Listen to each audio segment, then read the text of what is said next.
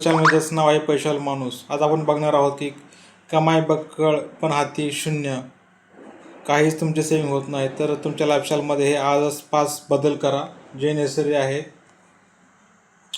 आधी सेविंग करा मगच खर्च करा. काही लोक आधी खर्च करतात आणि जे शेवटी उरतं ते सेव्ह करतात. पण योग्य पद्धत म्हणजे इन्कम जेव्हा येते तेव्हा ते सेव्ह करा, त्याच्यातून राहिलेल्या पैशात एक्सपेन्स तुमचा जो आहे तो खर्च करा.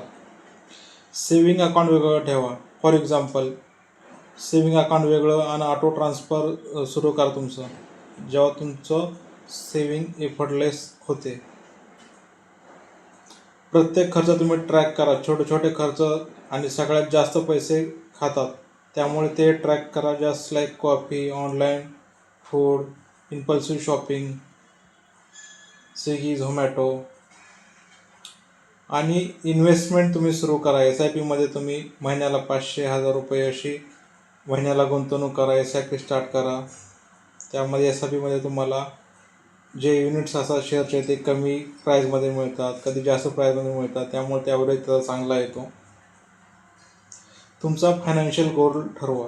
गोल नसला की सेविंग टिकत नाही. त्यामुळे तुमचं उदाहरणार्थ घर घ्यायचं आहे, ट्रॅव्हल करायचं आहे तुम्हाला कुठे फॉरेनला, कार घ्यायचे, चाइल्डचं फ्युचर आहे तुमच्या चिल्ड्रनचं, रिटायरमेंटसाठी तुम्ही प्लॅन करताय.